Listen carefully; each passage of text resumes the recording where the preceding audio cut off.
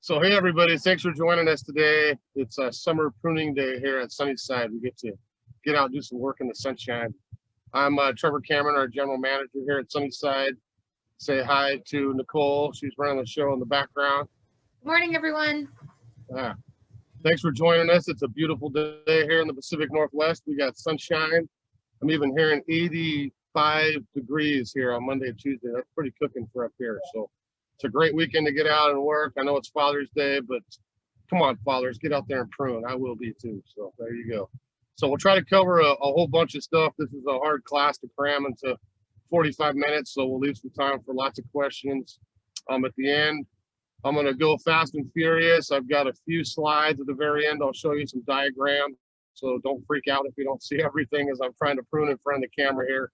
We'll have some diagrams to help you with some of that as well. So probably the first thing we should always start with in a pruning class is kind of making a proper cut.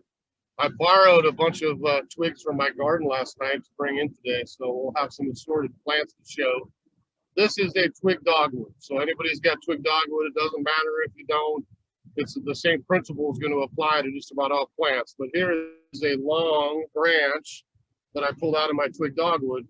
And if we look at how to make a proper cut, essentially I want to make a cut about 45 degrees right above a set of buds. So if you see that branch, let's start up top. We'll do it a couple times.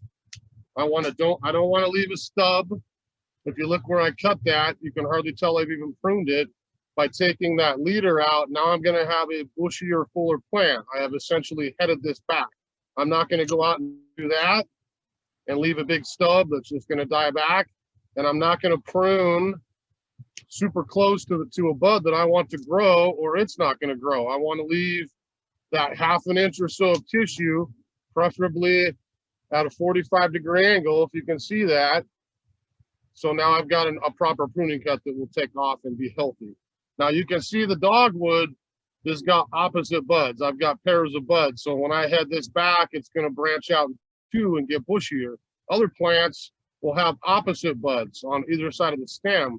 Now I can pick which side. Let's pretend this isn't a dogwood. Now we have one bud.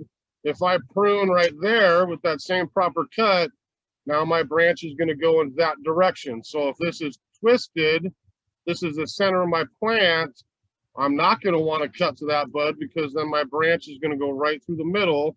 I want to go where it's going to grow out away from the center. So if you think of something like a rose, I mean, really any plant, we want that kind of open, airy structure with our branches going out from the center and not crisscrossing back towards the middle, okay?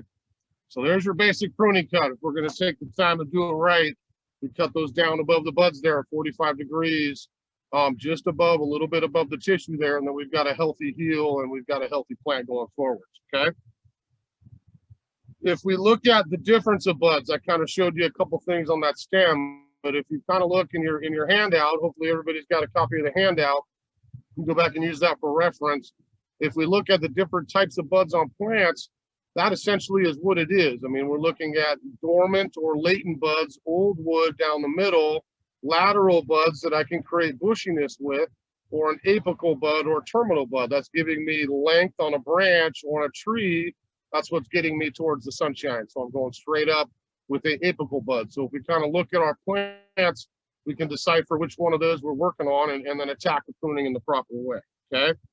Now, if we look at just a couple basic types of pruning, I'm just going to review like we do at each of the pruning classes. If I take a plant like a geranium, this is an annual. I picked one here and asked the ladies not to deadhead it so I could do it for them.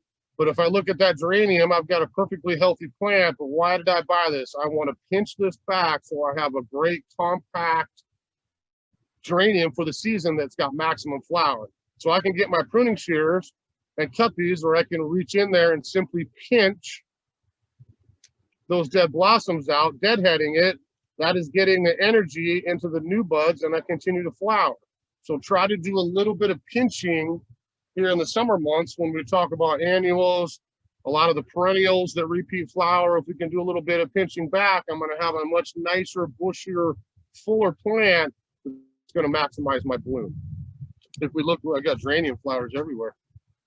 If we look at the second type there, it's shearing. You know, we get Edward Scissorhands out here, and we get our hedge clippers. Now, if we talked a little bit about different kinds of buds, if I grab something, let's twist around here, I think you can see the top of this. Maybe it'll hide me. So if we look at a plant like this is simply boxwood. I mean, this could be a Japanese holly. It could be a bazillion other plants. But what's the difference? We just did the twig dogwood, and I had big spaces between my buds. If I look at a branch of that boxwood, I've got a zillion lateral buds. So yes, I'll stand up here and cut myself off. If I wanted to spend 2 hours and walk around and bond with my plant and do that for a day, then I can prune it that way. Or I simply grab some head shears. It's a very easy plant that I can walk around and do some pruning on. You know, this is the time of year when we want to get hedges, you know, boxwood, broadleaf evergreens, laurels. We could go on, all those evergreen foliage plants that we want to maintain. Maybe you like ice cubes, maybe you want little triangles, maybe it's a prism if you're really fancy. But typically, again, no matter what the shape is, we can tip that back very easily and keep a very nice full plant by doing a little bit of shearing this time of year, okay? The two big things that we've kind of had a little bit on to mention already is heading back and thinning. You saw me, I brought two so I could do it again with that twig dogwood branch. If I'm going to simply head this back and say, I don't want you to go anymore, or maybe I'm the trunk and this is hanging over to my door, and I want to head that back, that's what I want to do. I want to head that branch back and change the direction from which it goes, okay?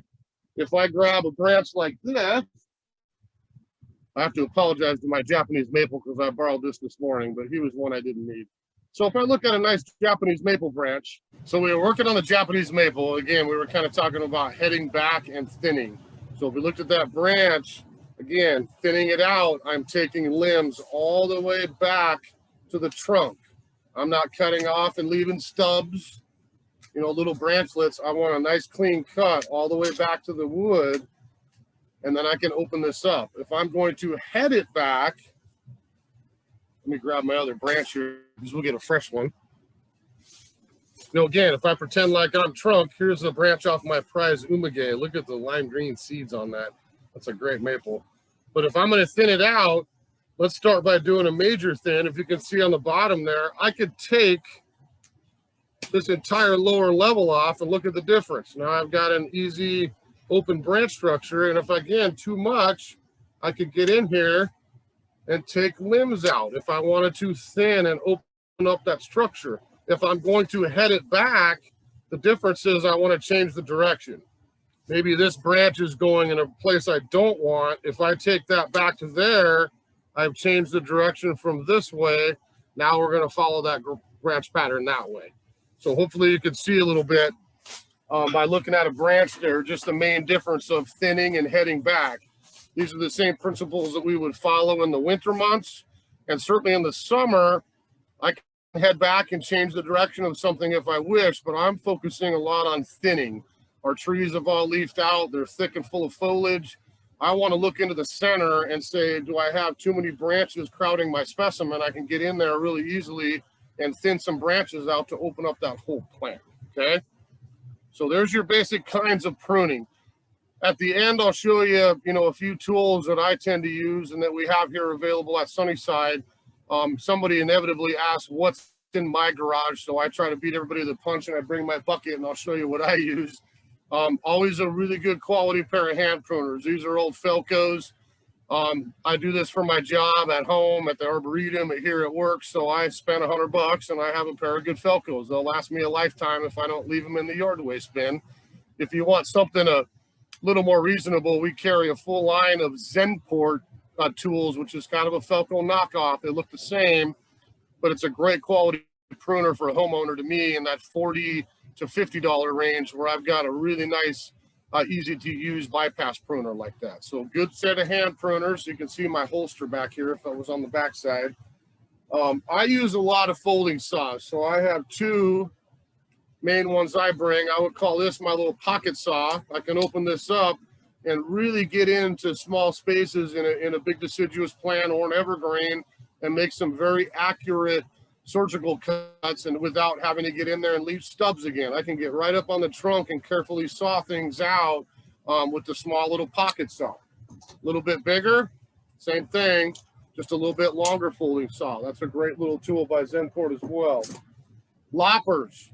You know, most folks have a pair of loppers. I'm a pretty big guy. Sometimes it's hard for people to grab loppers and lop down, or get into the center of a plant is a little more difficult too. So sometimes loppers work great for some things in the yard, but maybe not everything. That's where I go to my little saws, can get into tighter spaces. You saw my head shears, a good pair of head shears. These are also made by Zenport out of my garage. I like these because I've got a quick little extendable handle, and I can get up an extra little bit. So if I need some more leverage or want to get out a little farther, I can use the good set of head shears. And then Mr. Pole Pruner. So this is a big one. You can see my handle down there. There's my head. I take the saw blade off it so I can lop a little easier. I can screw the saw blade back on if I want to get up and do some sawing. The biggest difference I'll tell you with this is you pay for what you get. I see all kinds of good pole pruners out there. We don't carry the rope, you know, see, this is chain, not rope. And this is a much heavier, thicker quality one. This will get up a good 16, 18 feet in the air if I'm careful, and I'm not going to have to, this should last me a lifetime. I keep the chain oiled. It's very easy to pull the rope down from the bottom. And again, I can get very nice, accurate cuts up in the crown of a tree, or with saw blade on, get up there and do a little bit of sawing as well. So this is a Corona pruner, but this is a heavier fiberglass shaft, still lightweight, a little more durable. The biggest difference with me is the chain and not the rope, because the rope is always going to break. I got tired of spending the 70 or 80 bucks for a rope one that I'd last for 2 years, break it, then I have to go buy another one. So I spent, these are more of a $140 or so tool, but if you keep those dry, keep the chain oiled, don't let it rust, it'll last you forever. It's a really good quality type pole pruner. Okay, so a couple tools. Now, if we kind of talk about, you know, the gist of why, you know, the kind of the who, what, when, where, why class. You know, why do I prune? You know, there's no gardening book that says you have to prune everything in your yard every year. I mean, this is up to your plant or your taste to let you know it's time to prune me. So I'm always having a purpose. You know, what's my purpose? Why am I going out and spending 30 minutes pruning back this Japanese maple? What's the reason? You know, with some plants, you know, I want to increase the fruit. I want to increase flowering. I want more berries. You know, there's a lot of good reasons on the plant of why we should prune properly at the right time. Am I trying to get the shape of the structure? That's a huge thing with me, being a little OCD in my garden. I like my trees with perfect shape. You know, I don't want crooked. I don't want leggy. I want something that's kept its natural shape and form, with accentuating that with a little bit of thinning and pruning so that I get the shape I want long-term in my yard as it grows. So always the shape and structure. Air circulation to me is huge. You know, if we don't want to spray, we want to keep disease down, we want good sunshine, we want, again, a nice open plant that's been thinned and pruned properly so that I do have air and sun getting in there, and I don't have a bunch of old foliage and dead wood in the middle that may cause me problems down the road, okay? But again, you don't have to do this every year. You know, back growing up, sometimes it was like, oh, it's winter, we got to prune everything in the yard, or oh, summer, time to get all the hedges and everything cut. There's certainly some things that need to be done once a season. Other things, maybe it's every other year. It's really up to you and your own taste in your garden, and let that plant tell you, you know, it's time, I need to get cut back. I'm getting a little out of control, okay?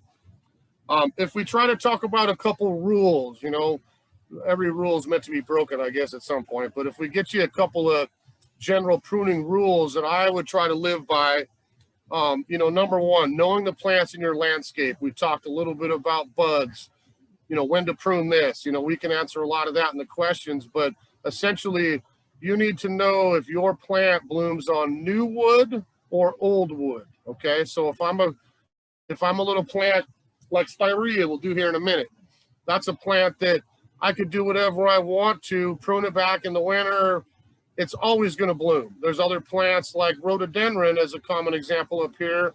If I go out in the spring and I cut my rhodie back, it's not going to hurt the plant necessarily, but I've cut off all my flower buds, and that would not bloom on new wood. So when I'm talking new wood, that's current season growth. Old wood is what was left from last year. So we just have to be careful with that as a rule. Know your plants, old wood blooming or new wood blooming. That's a great place to start.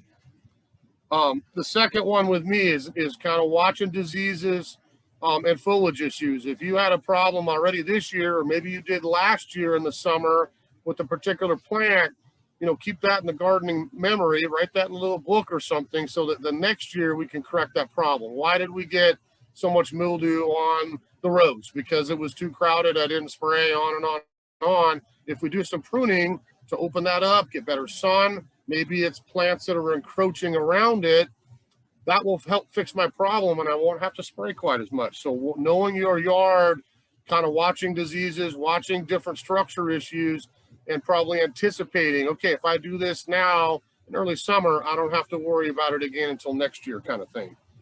A huge rule with me is prune after bloom. You know, we all garden because we want pretty flowers and we want nice blooming shrubs and trees and all those goodies in our yard. If you live by that rule, I have something that blooms in my yard, most of the time you're going to be correct. I let it bloom, then I do my pruning, the plant regrows, sets its flower buds, and then I get to enjoy the flowers again the next year. If you take, you know, we'll look at a lilac branch here today. Lilacs just finished blooming here, not May to early to mid-June. Some are still hanging on with some flowers. If I'm going to prune that lilac back severely or do some pruning on it, this is the time of year to do it. If I walk out in the winter and cut my lilac back, yes, it'll grow. I won't kill my plant, but I have just cut off all of my flower buds because that is a plant, again, that blooms on old wood. Flower buds produce this summer, open for me the next year. So if I prune now, I regrow, I set my flower buds, and then I'm good to go for the next season as well, okay? The 1/3 rule is a big one with me. I'll raise both of my hands. I've broken it many times, and I'm sure you guys are chuckling in the Zoom audience. You've probably broken it too. You're always safe if we go 1/3 of width or 1/3 of height in a season. It'll always regrow. We won't have an issue. We have to be real careful with some plants. We can never break that law. If other plants, I know I've done it with rhododendrons, it's like, okay, you need to start over again. Let's cut you way back. And most of the time the plant recovers. It doesn't look very swell for a season or two, but it regrows and gets some structure, and then off we go again. So kind of, again, knowing the plants, some things you could get away with a little bit more than 1/3, others not. But if you stick by that 1/3 rule, you'll always be safe, okay?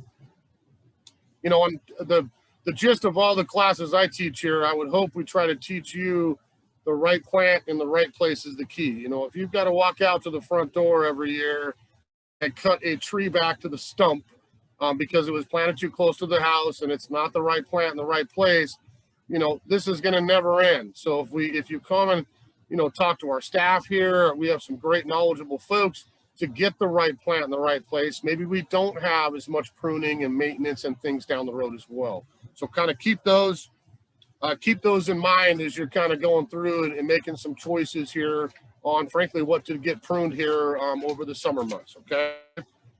Now, what do I look to prune this time of year? You know, at the top of the list, it's going to be broadleaf evergreens, hedges, boxwood, you know, arborvitae. There's all kinds of things that are broadleafed and leafy that we want to get pruned this time of year. This is our time to get it cut back, maintain the size. We have plenty of summer for it to regrow with fresh growth, harden off, and then we've got a happy plant going into winter, okay? Conifers is a big one. You know, we're the evergreen state here in Washington, and lots of folks utilize conifers. We've got giant, you know, 100-foot trees. We've got little miniature dwarf things. But really in the whole world, it comes down to 2 kinds of pruning on conifers.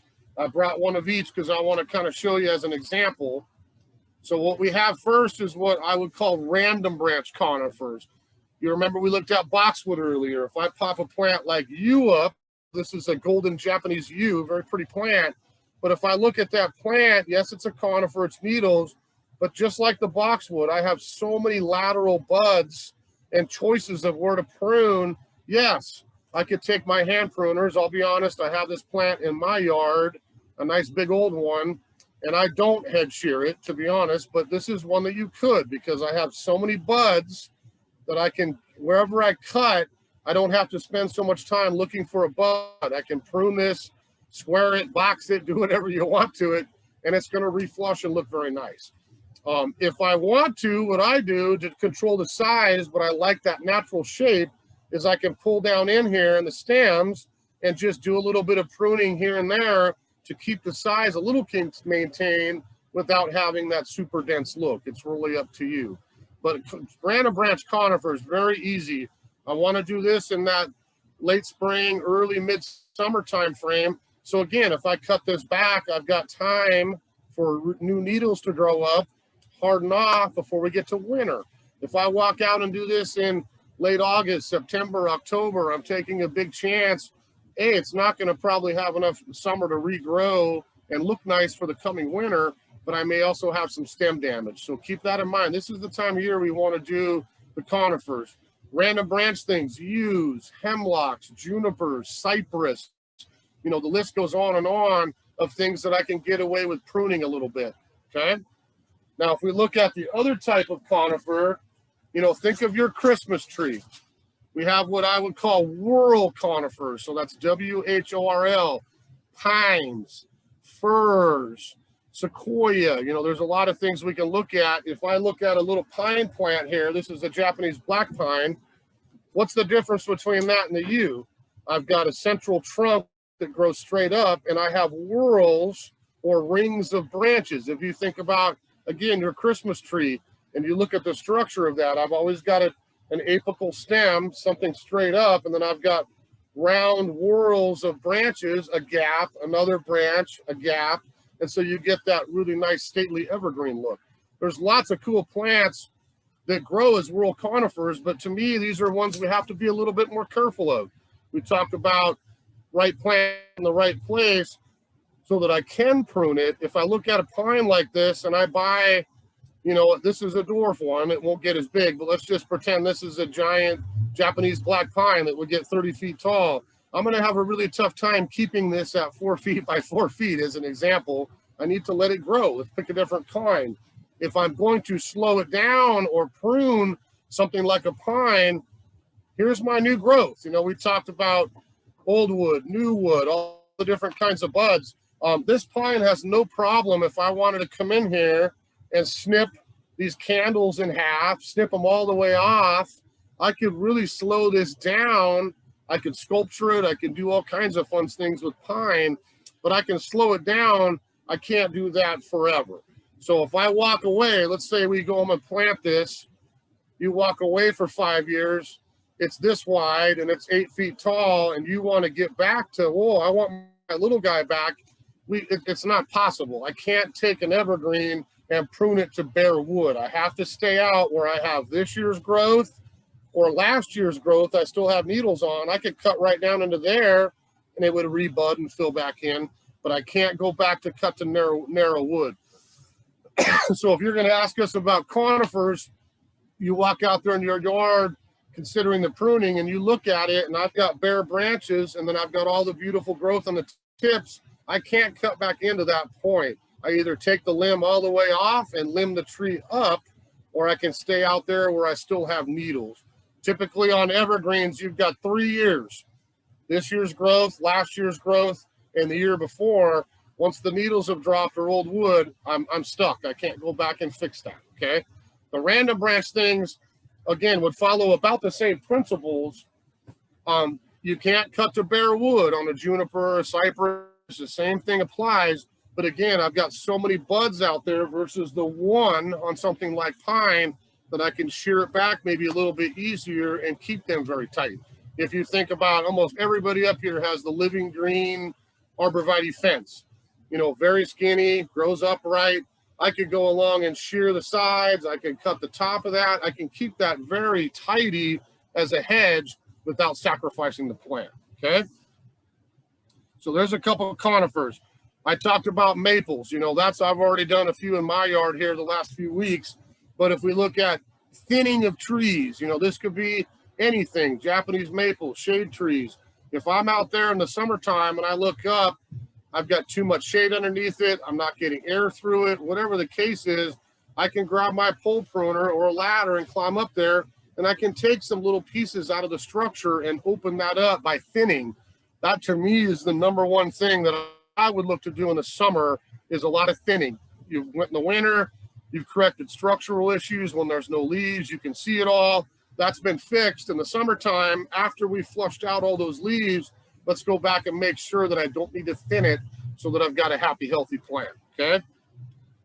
If we look at a couple specific kind of things for this time of year, I borrowed a piece of one of my big old 15-foot rhododendrons this morning.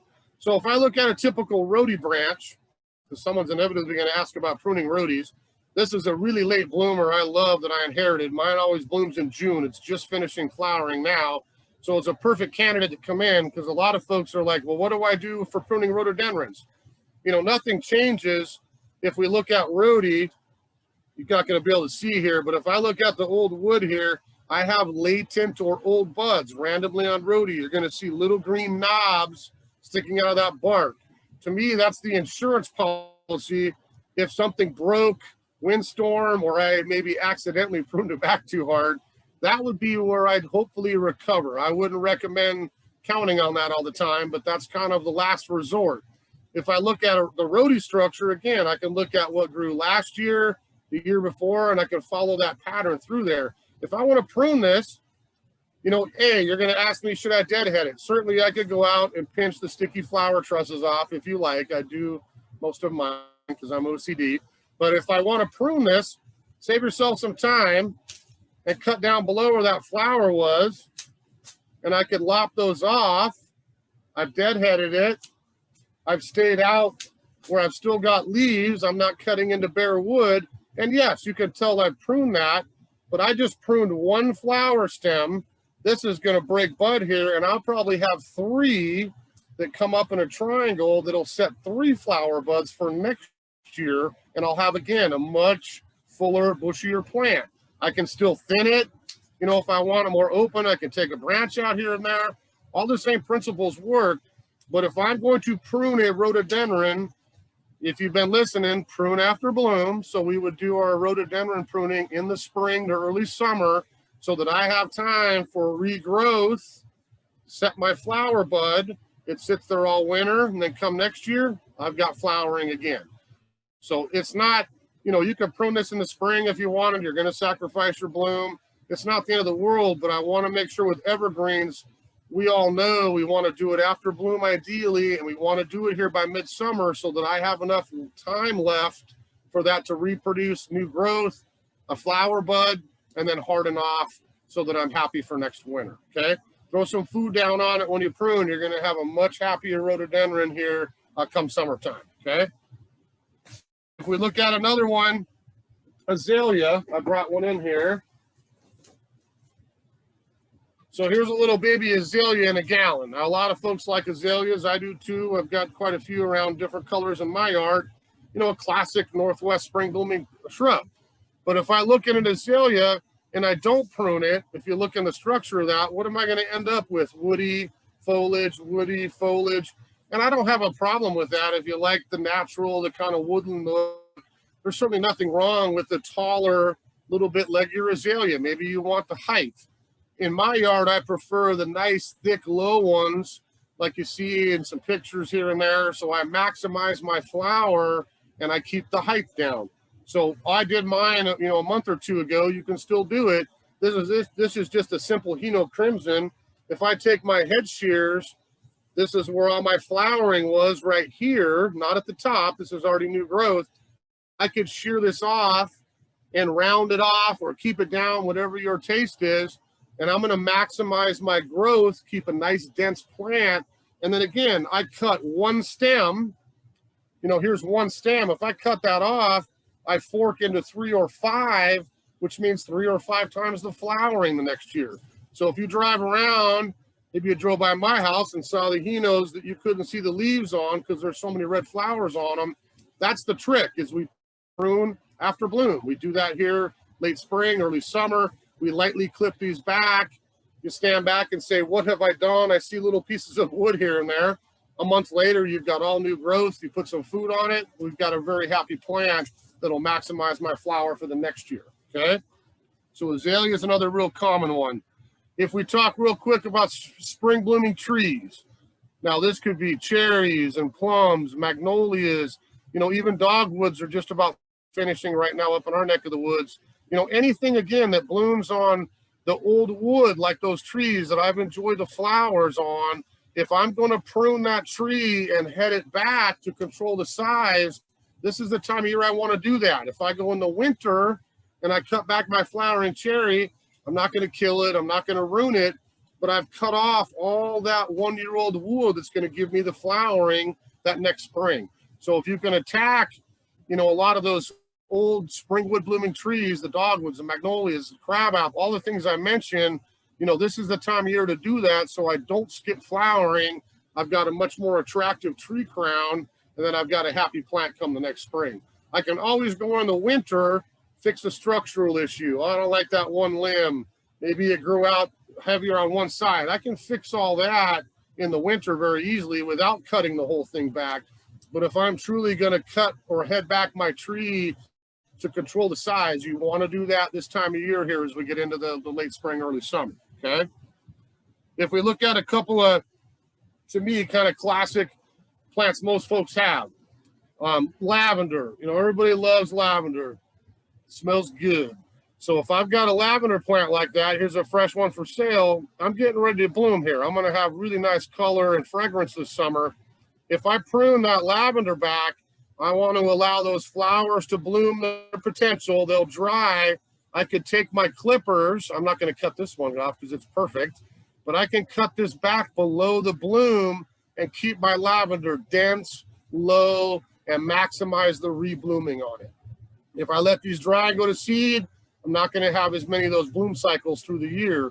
But typical on a lavender, I want to cut this back like in mid-March, early April to start the season off.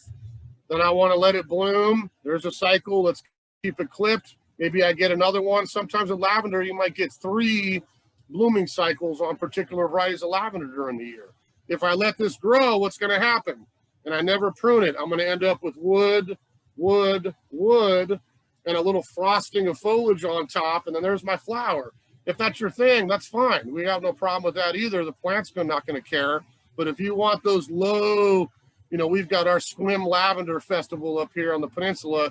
You want those big, low pincushions of lavender with maximum flower. Shearing is the key. We want to cut that back on a consistent basis. It'll only take you a minute, and we've got much happier lavender.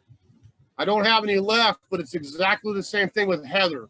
You know, people love, you know, ericas or Irish heaths. These all bloom up here fall, winter, through the spring. When we come out of winter, we want to clip those back just a little bit, cut below where the dried flowers were, just like we talked about with lavender. And I'm going to have a really nice, dense, compact plant that doesn't get woody, or with heather, I would call it the donut. You know, you leave it alone for 10 years, you've got this big frosting of foliage and a woody middle because it wants to sprawl out and trail a little bit. If I clip that just that one time a year, I'm going to maximize my flower and have a really nice, attractive, dense, low plant going forward. So that's the time of year for heathers as well. Spirea, you know, a lot of people like, I love spireas. I've got quite a few in my yard. If I pop that up here in front of me, so you can see this could be any kind of spirea. Spirea is a plant, like we talked about, does it bloom on new wood or old wood? Spirea, new wood bloomer. The majority, almost all of them are. It's a very easy plant to maintain.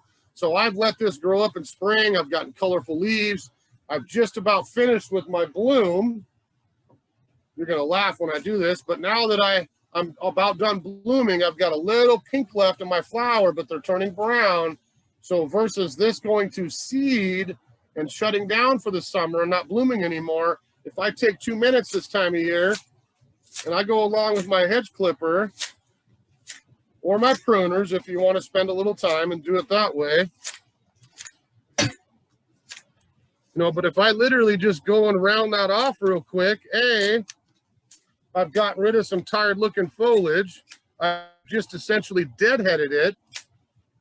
You know, and I look at the difference now, you probably walk out and say, what have you done to my spirea? I promise you, if you go back out in 2 weeks, it's going to be spring again. I'm going to have a beautiful frosting of brand new red leaves, another set of flower buds, and an entire new bloom like spring in August and September. So with all the spireas in my yard, I'll take a minute just this time of year when they're done blooming, lightly clip them back below the flowers, get it out of there. Now I've got a brand new plant that looks like spring again, and I've got a healthy specimen going for a whole nother season, okay? So plants like the spireas, the potentillas, a lot of those great classic deciduous shrubs that bloom on new wood, we can get repeat flowering and keep, I think, a much tidier plant by doing that quick prune here in that early summertime, okay? What else we got here? Berries. Someone's probably going to ask me about berries, and I do a specific berry class every winter that we kind of cover everything in February. But just real quick, I thought for the first time I'd throw a couple berry tips in here for the summer. Now, if we're talking about pruning back berries, let's take raspberries first. Raspberries are one, you're going to be picking your June bearing raspberries here pretty quick if you're not already getting a couple. So what we want to do is if we picked a branch that's really tall and arching out, and I've maximized my fruit on that, those are the ones that I either want to tie a little flag on that I can go in this winter and take it out so that I keep fresh ones coming up. If I have an ever-bearing one, now I want to make sure I leave that wood that grew this year because I'll get a second crop towards the fall. That's a little bit confusing sometimes with berries, but it's one of those things, knowing your plant, is it one crop or two crops? When do I prune it? I want to prune off the old wood, and if you want to keep your rows tidy and your raspberries down, those are the old pieces I want out of there at the ground level so that I keep the suckering coming off the bottom growth. All the wood that's come up this year will bloom late summer, and I will pick in the fall if I have an ever-bearing one, okay? Same exact thing, blueberries. We're coming up here. I know mine are loaded. Usually most of July, we're out picking fresh blueberries, but that's the same idea. I want to get rid of the oldest wood out of those blueberries, especially high bush ones, so that I can remove that, make room for fresh growth that I'll have for the next year that will set berries. So again, maybe it's not you do it this time of year, but sometimes I'll take a little piece of flagging tape and kind of tie a branch, tie a little flag on a branch here and there. When I'm out there picking and filling my mouth with them in the summer, I remember to go back that winter and say, okay, I'm going to get rid of those 3 old pieces of wood so that I open up that structure and I keep the fresh producing wood coming up for 2022, okay? So just a couple of berry tips, because there's a lot. Certainly you can ask some questions after the class or email us, but certainly a time of year to do a little bit of berry pruning after we do some picking. Fruit trees is the same idea. I borrowed a piece of a pear, okay, just to kind of show you right now. I'm in pear mode. I got pears all up and down my branches, and yes, you don't do major pruning on fruit trees during the growing season, but this is the time of year when you can tidy them up. I'm usually, again, fruit tree classes in January. We go through all this.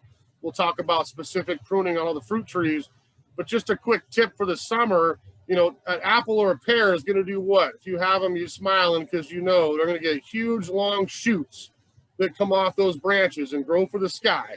And there's nothing you did wrong. That's what apples and pears do. So if I want to slow it down and I go in there and I cut all those off, I don't have any wood left. If I'm a spur fruit, like a pear, this is my growth. If you follow this back, this is last year. I have no fruit on that. You can see I go 2 years and I've got spurs. If I look at that right there, see, I've got that little piece of wood, that spur that gives me a cluster of fruit. Same exact thing on apples. So if I leave some of that 1-year-old wood, that's what produces spurs this summer that I get to pick in 2022, if that makes sense. Fruit is a 2-year process on apples and pears. The mistake I hear everybody ask me this time of year, I went out and cut everything off my fruit tree. I didn't like all the suckers. I got no problem with that, but I need to leave some because that's what will produce those spurs, and then I'll get to pick more fruit and more fruit and more fruit as we go through the seasons. So what I would recommend you do here in the summer, look at all those suckers going for the sky. And yes, maybe I cut half or 2/3 of them all the way back to the branch and get rid of them, but I want to leave the good ones that are going a direction I want. And maybe I cut it down from 4 feet and I leave little chunks that have 3 or 4 buds going a direction I want. Now I've got some 1-year-old wood that produces the spurs that I get to pick, if that makes sense. If I go shave all that off, and next year you're going to go, what happened to all my fruit? Well, I cut off all the 1-year-old wood, which means I don't have 2-year-old wood and I get no spurs and I skip a year of production. Okay. So keep that in mind as kind of a quick little tidy thing. Structure on fruit. You want to do it in the wintertime when it's dormant. I can see everything. Absolutely. But in the summer, look at all that growth that comes up and don't shave it all off, but consider leaving the pieces that are going where you want and cutting them down in height so that I get that spur production, okay? If I, roses real quick, we had roses a couple weeks ago. I don't need to prune my rose a lot in the summertime, but I want a deadhead. So if you remember, we had talked about long stem roses. If I look at the leaves that come down the stem on an opposite pattern, I want to cut above one that has 5 leaves in a group, 45 degrees, and then I get a brand new flower bud and off we go for another bloom. If I just cut it off, eventually, yes, it will probably send a flower up, but again, I want to maximize my rose bloom. I want to always cut to 5 leaves, keep them fed, and that gives me the quickest rebloom on a rose, okay? Last one on there I wrote is summer perennial. Perennials are ones, so many great perennials out now. We'll have perennial class coming up with me here and later in the summer, but it's one that I buy ones because I want repeat flowering. I want bloom and then more bloom and then more bloom, and I want to keep going through the summer. If I choose the right perennial, I can have 5 or 6 months of color and not have to do a lot of work. The issue with perennial is I want to go to seed. So for pruning, I'm looking at different plants, blanket flower, whatever it is that I have in my garden. Once that flower is done and we start to produce seed, that tells that plant, let's reproduce ourselves, put less energy into blooming, and start to head towards the fall and dormant season. If I do a little bit of deadheading here and pruning this time of year, I'll keep my blooms coming and I'll have a much longer season of color, okay? Now, if I kind of finish with a couple kind of tips. Now, I want to make sure, because pruning is really hard to do, especially on Zoom. If we were all in here, you could see stuff flying and we could probably get a little better idea. But on Zoom here, I just want to make sure everybody's clear. I mean, we're talking about all these rules. You go back and watch this, prune after bloom, knowing your plants. Do they bloom on old wood, new wood?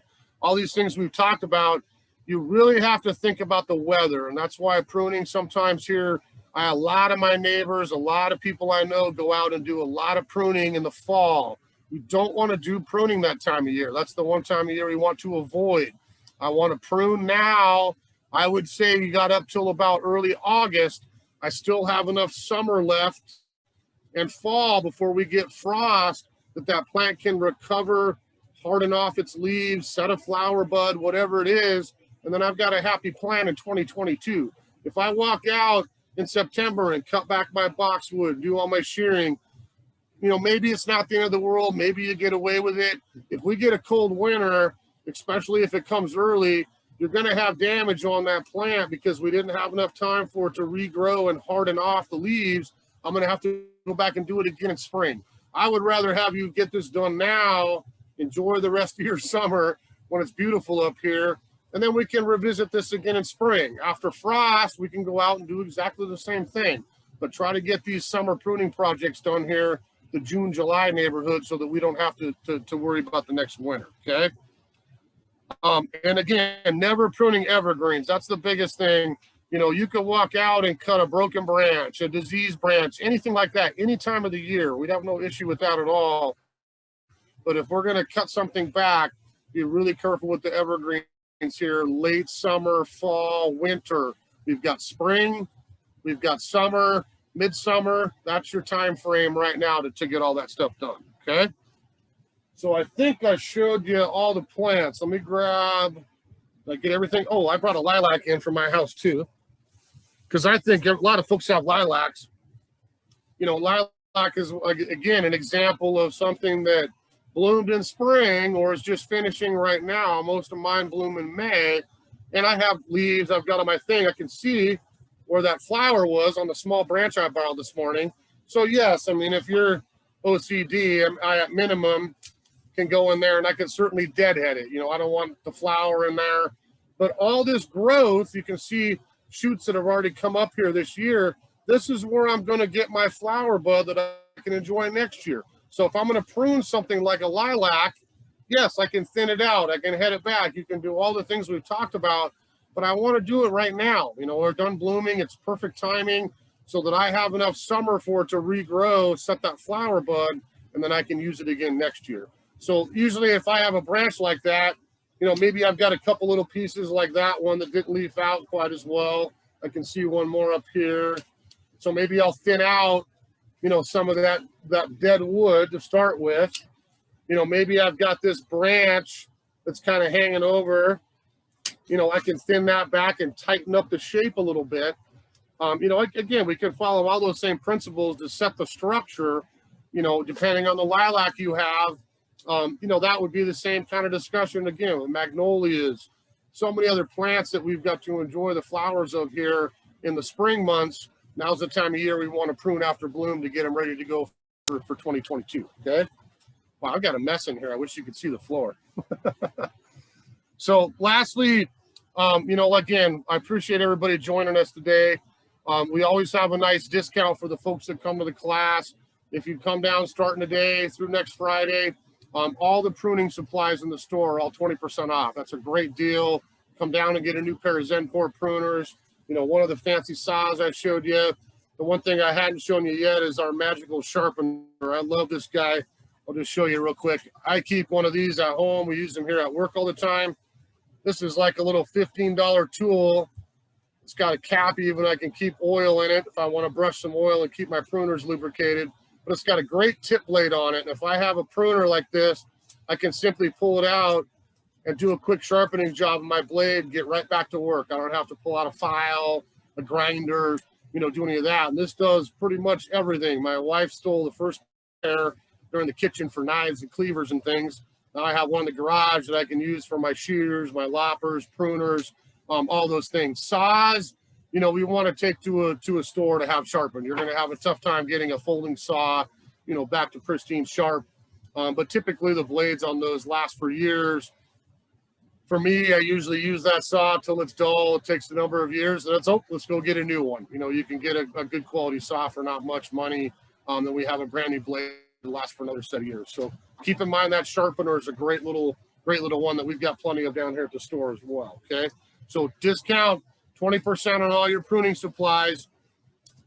For us here at Sunnyside, let's see, today's the 19th. The 26th, next Saturday, we're going to have Herborama class. So it's herb class coming up. Holly will be in teaching that with Sarah, talking all kinds of fun things on how to use herbs in the garden, how to grow pretty much all herbs as well. We'll continue to have classes here in the summer. I'll tell you, stay tuned. We'll see what our governor says and how the vaccination rate goes. We may end up, I'm hoping at some point this summer or fall, having you folks back here live in the classroom with me would be awesome. It'd be fun to look out here instead of staring at myself and see some smiling faces and be able to answer questions in person. So hopefully that's coming up here pretty quick. So I think with that, I'm hoping this class is still working. I'm going to get up here because I can't see Nicole, but we're going to try some questions here. I apologize again for the internet snafu. We still made it in an hour with a little 10-15 minute break, but we certainly can still do some questions.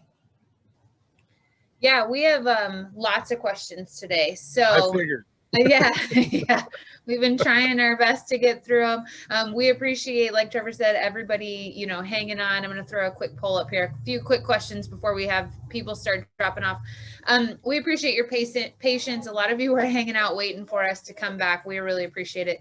I know you've probably felt the same struggles at home with internet providers, and we're at their mercy. And so we're glad that it came back up pretty quick. We are going to record like normal. We'll be posting it later. So if you missed part of it, you can go back and catch it. It'll be on our YouTube channel later today and our website too. So we've had lots of questions about the tools you've been using. Can you tell us the name of that sharpener that you keep recommending? So this is all, we carry pretty much everything made by Zenport. You'll see it in the store. It's got a bright orange handle, my favorite color. But you can see the tip on there. You know, again, I think these are $15 for the whole thing. You get 20% off, so $12. That's a great sharpener to keep. I like the fact you can keep a little 3-in-1 oil or mineral oil in there, so I can lube, you know, joints and this and that if you need to. But it certainly, you can see the number of different blades upside down or that way. You got little even stick diagrams there. I could do my scissors, my cleaver, turn it over, loppers, sharpeners. I mean, it's a very easy little tool. It's made by Zenport, and we do have them in the store. Excellent. And then you've also talked a few times about oiling some of your, what kind of oil do you recommend? Is there something specific? I have just literally in my garage a little squeeze can of just, it's called 3-in-1 oil, and get it any store. Whenever I'm, you know, sharpening, or you're out up here, it's so wet, you know, 6 months of the year, I'm usually keeping them pretty oiled. We don't want rust. You know, if you look at a typical pruner, let me grab my Philcos here out of my holster. You know, typically I'm taking a pruner like that and I'm dabbing oil on these kinds of areas where all my junctions are. And then again, a little bit on the blade. I squeeze that a few times. Sometimes I'll lay it out on a little shop towel on my bench, make sure I don't have any extra oil on it. Boom, I've got a well lubricated device. The big one for me up here, this, everything comes apart. You can always replace these on Philco, but those springs, you get that wet, and I do a lot of pruning in the winter and that gets wet, I'm going to get a little rusty in there if I don't have oil. Then I go to squeeze and I've got issues with them working quite properly. And I know we talked before in our bugs and diseases classes, but do you need to be concerned about cleaning these after you're done pruning, specifically if there's issues? How do you clean them? You know, that's a great question always, because, you know, when in doubt, I would play it safe. And if I'm out, you know, it's not that, you know, you prune the rose and it's got black spot or mildew. I'm not talking about any of that. I'm talking about blights, twig diseases, something where you look at the wood and you're like, that does not look right. I've got a black branch, you know, whatever it is in any kind of plant. I would play it safe. When I'm done pruning that or sawing it, I'm going to take rubbing alcohol. There's a lot of different ways to sterilize it and make sure my blades are sterilized before I go touch another plant, just to be safe. Excellent. Japanese maples, we kind of talked about them a little bit in the beginning. Yep. Do you need to treat them any different if they're a younger or smaller size plant than you do kind of what you mentioned in the beginning? You know, to me, again, that's a great question, because, you know, speaking as a nursery guy, I've been doing this for like 30 years. We saw a lot of young trees, and I try to catch everybody that comes to me and say, look, you can do what you want with this brand new little specimen you're going to take home and enjoy in your yard. But if I want it limbed up, if I don't want all that twiggy branches, get it cut out now. Because if I can set the structure, all that energy immediately goes into what I'm going to have long term, instead of planting that tree, letting it get all twiggy and gnarly, and then 2 years later going back and thinning it out and making it look like you want. All that energy could have been put into the crown and developing the shape that you're going for in your yard. You know, all the maples, everything's a little bit different on how it grows, but certainly young trees, absolutely, I would spend a little bit of time. You know, use fruit as an example. You know, we try to catch we sell probably 1,000 fruit trees a year here, and all of our staff gets people, okay, before you take that home, do you mind if I prune it for you? Usually the mouth gets wide open. Whoa, what are you doing? Because we want to take that tree and cut it way back. I want to keep it short and start to develop the branching on it so that you've got a really nice long-term specimen. We leave it alone, it's going to go straight for the sky, and then you're going to call me in 2 years and say, I got a 12-foot dwarf apple with not much side branching on it. We've got to get that cut back. So we start with the good structure. And when's the right time to prune those lace leaf maples? So again, I intentionally didn't bring in a lace leaf because I brought in upright trees. I brought a couple different ones out of my yard. I really like the lace leaf pruning in the winter. You know, maybe you didn't get to it, it's growing down and your lawnmower's hitting it because it's over the grass. Temporarily, yes, we've got to cut that back up and get it out of the way, but it's going to be impossible to look at a beautiful lace leaf in the summer and see where all the branching are. To me, that's an art piece. You know, every one of those trees kind of speaks to you like, ooh, I'd like to go this way and that way. And again, depending on your own taste, it's your yard, not mine. I would rather have you look at that in the winter, be able to clean out a lot of that twiggy undergrowth that's died out and keep the shape the way you want it. You're going to be able to see it in the winter. This time of year, if it has grown too big or it's buried another plant, you know, try as best you can to grab a branch and follow it up and prune it where I've got some side branches that will come back down. And then you can always go back this winter and kind of fix it if you missed the best spot. So this is going to be challenging because I know it's like putting this entire conversation into a few sentences, but I know you're good with challenges. So here it comes. So there's been lots of different questions about different types of plants, maples and rhodies. The basic differences between pruning for shape and thinning versus, you know, pruning for more blooms, like what are the exact differences and how do you go about getting those things? Well, it really isn't a difference to me. I mean, pruning for shape, you know, that's probably more of your personal taste. You know, you're going to do what you like to look at in your yard. I want things natural. I like big open crowns and I want to see branching and all the rest of it. That's my yard. It doesn't necessarily be. I've got friends that take their Japanese maples trees and hack them back into little balls every year and they like them in the front yard. It's your tree. If you're pruning for bloom to maximize fruit, the technique is still the same. You know, I'm gonna try to figure out again, is mine old wood or new wood bloom? You know, fruit is a huge one, and the fruit class would be probably more helpful for that. But looking at, you know, I'll try to get this a little closer, but looking at a fruit tree branch and looking at, okay, you know, that is a spur, you know, right there where my thumb is. That's a spur. That's the only place I'm ever going to get bloom and fruit. So if I can recognize those places in my tree, I think you're going to have an easier time pruning back to those points or leaving them alone so that you get the reward of the consistent crop year to year to year. If you just walk out, like I said earlier, and start cutting everything off every year, yes, you'll probably get some, but I want fruit because I want to pick a whole bunch of it. I don't need a couple. I want a couple hundred. So that way we can keep those bud sections, leave those little branches alone. I mean, let's just pretend that this is what grew up this summer. You can see what's the difference. I don't have any spurs on that at all. But if I go in here, I'm not going to take my pruners. I took them out of my holster. If I go out and cut this off, then I have no 1-year-old wood. I have no spur possibility of fruit for a whole nother 2 years going forward. What I'd rather have you do is shorten it up.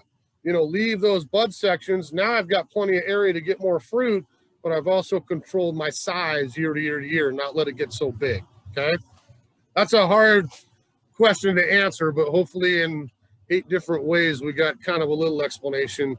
I mean, again, knowing your plant, the old wood, new wood bloom is huge. You can always call, ask me, come down. I have a dude, whatever it is, you know, does it bloom on old wood or new wood? And when do I want to prune it? You know, that's going to be the ultimate trial and error. You can go out and prune it back. You would know next year, wow, I got no bloom on it at all. I should not have cut all that old wood off because now I have to wait 1 more year. So we kind of previously talked about this a little bit, but young plants versus old, you know, whether it's not just trees, somebody asked about fruit trees too, but also shrubs, you know, like young heather, small heather that's not fully big. Can you still prune them the same way you've discussed? Yeah, absolutely. I mean, the heather and the lavender are huge. You know, speaking as the one who's done this for 30 years now, those are 2 of the most common complaints I get from customers. Like, I don't want heather anymore. I always plant it, and then 5 years later, I'm tired of it. It gets woody. And I'm like, well, okay, if you took 5 minutes when it was done blooming and just lightly clipped it back, you would have beautiful pancakes of heather because it's a great plant. Lavender is a great plant, but if I don't prune it, that's what it's going to do, is get woody and off the ground a little bit. If you do that 5-minute little shear, just, you know, we're not cutting back a foot. We never want to cut into bare wood. We're just cutting down right below the foliage where all of our little dried brown flowers are. and we're just shearing that off. Now we get fresh foliage, a denser plant, again, that maximizes our bloom for the next season. Gotcha. What about, we talked about flowering trees and when's the right time to do that, but what about if those are getting too tall? Can you take kind of the main leader or the top and cut that at an angle, and will it bush out from there? Do you need to kind of do the side branching? What's the right way to go about if it's too tall? Trees are going to be a hard one, to be honest, because I'm not a huge fan of topping a tree. You know, fruit trees, no problem. I want something spreading. Japanese maple doesn't really ever have one central leader. That's not a problem. If we get into shade trees, birches, beeches, you know, on and on, it's not going to look very pretty if you walk up there and take the top out. I'm going to have two sprout. I'm going to end up with a really funky tree. I'm probably going to have to go back and do a little fixing on. So topping, I would really try to avoid, especially, again, the shade trees, the evergreens, things like that. If it's a shrub, it's a smaller tree that we're able to maintain the size, absolutely no issue with it. If I take the top out, try to get to a point, let me see if I have a branch here that we can show. I mean, it's no different. Well, I've already cut that one too many times. Let's pretend this is my, so say this had a top on it. If I took that leader out of the center, I'm going to have two that go 45 degrees and kind of get more of that vase shape or the horizontal branching, which is going to be just fine on cherries and plums and crab apples and dogwoods. I mean, the list goes on and on. But if I had a big, tall birch tree and I did that with, I'm probably going to end up losing my, you know, leader and my typical stately size as it gets older. Gotcha. What about if snow damages some of these? I think there were some shrubs that people were talking about, specifically in Azalea and Euonymus. How do you shape them, and when, you know, if it kind of destroyed the plant, what do you do to not destroy it any farther in terms of pruning? Well, I mean, the first thing I would always do if I saw something, you know, broken, smashed in the snow, because it happens to me, it happens to everybody when we get a little, especially this year, we had a pretty good dose late in the spring. You know, is check the wood. Is it broken? Is it something I can maybe stake until it gets a little more rigid again and it doesn't need to be cut out? If it is broken or it's dead, we can always nick the bark and see if we have green. Again, it's not going to regrow by cutting it in half. Typically on most plants, we would take that branch out, wait a little bit of time for the rest of them to kind of recover and hide that hole. Excellent. So what about forsythia? When and what's the best way to go about those? That's a great, we do that. We talk a little forsythia when we do winter pruning back in January, but that's exactly the perfect example of a prune after bloom. All the growth, you know, forsythia gets all those big archy stems all summer long. We get big and big and big. That 1-year-old wood is what gives me all of my yellow flowers that I get to enjoy next February again. So if I go in the wintertime and I cut it off, if you know forsythia, it will always grow. It's not that, but I've cut off all my flowers. So if you're going to prune or something like a forsythia, a quince, you know, the list goes on and on, all those kind of early spring blooming old deciduous shrubs. If I prune right now, I've still got enough summer for it to regrow and give me bloom. If I go do it in the fall or the winter, I'm going to sacrifice my flower. So you could cut, you know, I'm not telling you to go do this. I'll say that as a disclaimer, but forsythia is one that I can guarantee you could break the 1/3 rule. I've seen people take a chainsaw and cut forsythia down to the stump. And what happens? It shoots out branches and off we go again. It probably depends on your taste and if you'd like a little more sightly for branch structure, but thinning it out, you know, heading it back, all that's in play, but just make sure you do it here. Like that'd be one I'd go do this weekend. That bloomed 3 months ago. Next year, go out in April, you know, do it a little bit earlier. All that growth that grows all season will get the bloom again the next year. Excellent. What about older Heebies, like older specimens, established Heebies? Heebies. So Heebies, again, anything that's evergreen and broadleaf, you know, I'm talking about typically coming out of winter. Sometimes we have a little bit of foliage damage on a plant like Heebie, snow got mashed a little bit, whatever. I don't ever want to cut down into bare wood, which is going to be the hard part with some of the Heebies. but I could lightly shear those back to get back to a dense, fuller plant. Heebie will typically bloom here in summer, late summer, fall on some species. It's a new wood blooming plant, so I don't care if I prune it in spring, let all that fresh, nice leaves come out, recover, I still get to enjoy flower. If I walk out right now and do it, it'll still grow, nothing will go wrong. I may not have enough summer left at this point for it to still set flower buds. What about lupins? How hard can you cut those back? Well, lupin's a perennial. I mean, it's going to cut itself back when we get to wintertime. But if you're going to maximize, that's a great example when I talked a little bit about perennials and deadheading for maximum bloom. If I let a lupin come up and bloom, it's big, tall stalks, whatever color it is, and it dries and starts to go to seed, it's done for the year. If I go out there and deadhead those flowering stalks out, I should still continue to get more flowering here into early midsummer. I'll get a little longer bloom season out of them. Once it comes to fall, you know, you could cut those off at the ground. Mother Nature will typically do that for you after a good hard frost. It'll kill those back with the first cold nights. We clean those up, and then we'll see you again in 2022. Crepe Myrtles, lots of questions about Crepe Myrtles. When, how? You know, that's going to be a little tougher one, to be honest, in Washington, because Crepe Myrtle sometimes is right on the hardy line up here. They're getting better, I think, with the varieties. We've got some really good ones I think will have no issues in the winter. But that's a summer bloomer, and we need heat for Crepe Myrtle. So I am probably only going to touch my Crepe Myrtle at that tail end of winter. I'm going to walk out right when we start to warm up. Maybe it's mid-April, and look at the structure, take branches out if I need. You know, that's a plant that we could train into a little small tree or leave it as a multi-stem shrub. That's probably up to your own choice. But I want to let it go here in summer, because that growth that's come up and started to go, if we get warm enough, that is where I'm going to get my flower power here. And that up in our neck of the woods, I wouldn't expect a lot of bloom on Crepe Myrtle till the heat of August, maybe sometimes late July, but August, early September, that's one that we need to get a little bit warmer to bloom.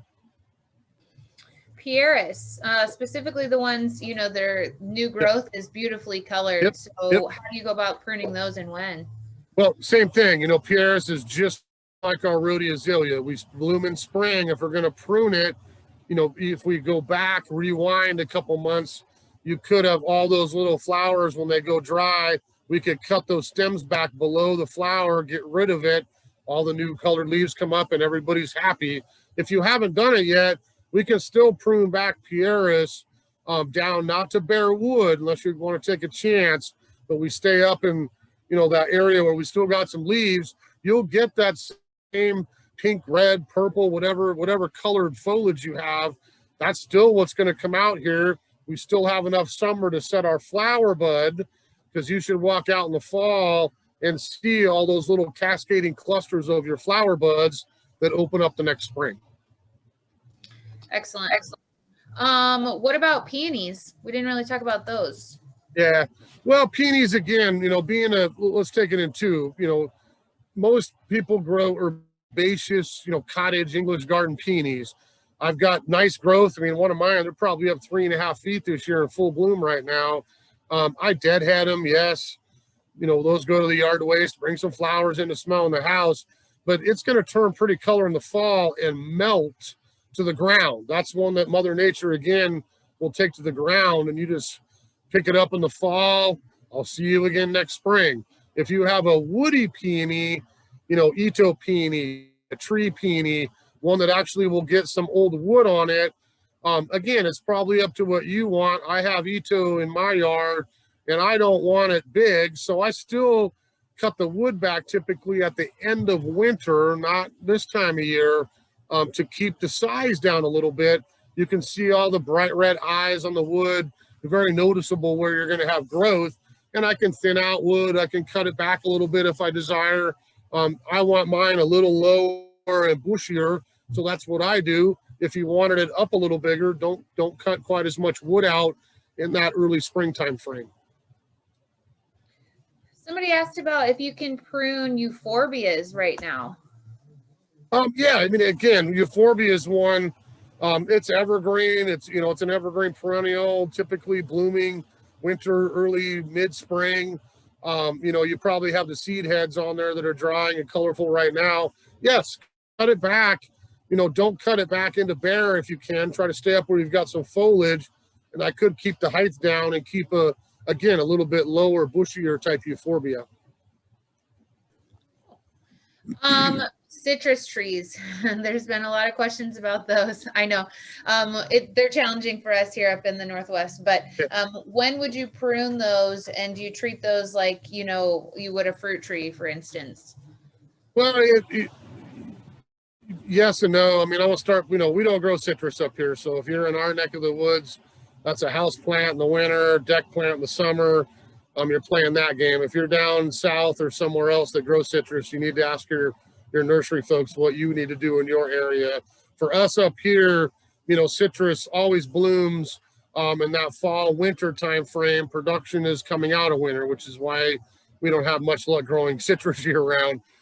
So be careful when you prune. I mean, to me, in our neck of the woods, you're going to bring that plant in a pot. Maybe you got a greenhouse, great. If not, it's going into a sunny window for the winter months. Probably drops a lot of leaves. It's still going to bloom. It leaves back out. It looks great. Same thing happens again when we take it out on the outside in May. Drops a lot of foliage, transitioning from inside to out. Probably starts blooming a little bit again out of season. Just watch the bloom. I mean, it's going to be hard for me to answer that. I've had citrus before as a house plant. My folks have. It's a tough one. I didn't necessarily have it because I wanted a lime for my gin and tonic that I could slice. That'd be awesome. I wanted because of the flower. Great fragrance, really cool plant for smell. So I was never pruning much in that fall to winter time frame because I wanted to make sure I had, again, the old wood that would at least give me some flower, some fragrance indoors. I would probably up here be attacking that pruning coming out of winter when you put it outside. There was a question about an evergreen clematis that's overgrown, and they want to make it trail over a fence, or kind of control the way it's out of control. How do you do that? Well, I don't know how long it is or how big it is. If you send a picture, I could probably get you better advice for that specific one. But vines can be cut back pretty hard. Evergreen clematis grows like a weed. I mean, it's going to grow 4, 5, 6 feet in a season. So if you can, pick some stems up and start, training them to where you want them to go, it'll probably find its own way. If you've got to cut this thing back and then let it start back over where you're wanting it to grow on, this is the time of year you probably have the best luck. That's a spring blooming plant. So again, we're following that rule of prune after bloom. We've got all summer for it to send up new growth and attach itself and start to grow down that fence line. Pruning in winter, do you want to do that before, the hard winter, like at the beginning or the end? And do you need to apply anything over the cuts to help protect them? Well, I'll do phase 2 first. I haven't used a pruning sealer, pruning tar, whatever you want to call it, for probably 20 years.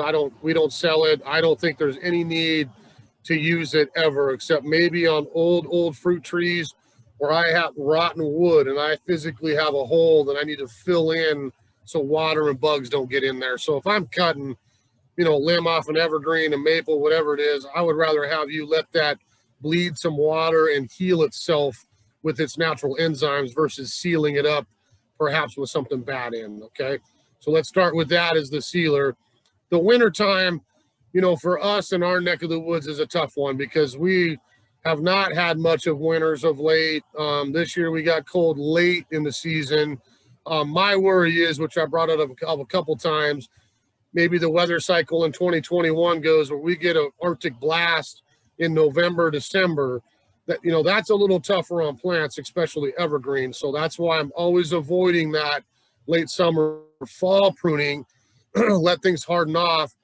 If you want to be the safe gardener, I would be walking out more in that mid-January to early March time frame and attacking the deciduous trees. You know, you've locked in dormancy. There's no sap flowing. I don't have any issues with that. So it's just a matter of, okay, let's pick a day where it's not raining sideways and I can get out there and do my structure pruning. And then I can always go back this time of year, which honestly, this is what this class is. Look at what I did. Okay, this worked out great. Don't need to do anything. Maybe something went wrong where I need to take another branch or fix a little bit of unevenness, and then off we go for another season. So direct answer, if you want to play it safe, I would wait till later winter. Chances are you're not going to be quite as cold. That's typically what I do in my yard as well. So we talked about roadies, and a lot of us have them because they're everywhere out here in the Northwest, which is amazing and great, especially those old, large specimens. So somebody asked that they have an old-fashioned large roadie and one that puts out a lot of branches every year that immediately kind of bloom with like a foot or more of new growth. How do you go about pruning since there's so much new growth? What's the best way to prune these kind of bigger old-fashioned roadies? Well, again, I mean, you can see mine we already pruned, but you know, this in my yard is about 15 feet tall. Well, maybe not quite, maybe 12 feet tall, probably 15 feet across. I mean, it's a tree. The trunk's 2 feet across. I love it. Bird feeders. I got a whole garden underneath it. I love it. I could cut whatever I want. You saw how far I cut this back. You know, I start taking a chance, you know, if I start lopping off branches. I've broken this 1/3 rule with roadie for many people and myself over the years. Doesn't look very good. And then all of a sudden, dormant latent buds start growing, and oh wow, I got my plant back. You're always going to be safe to cut any part of that growth that came out, and probably a whole nother section below that.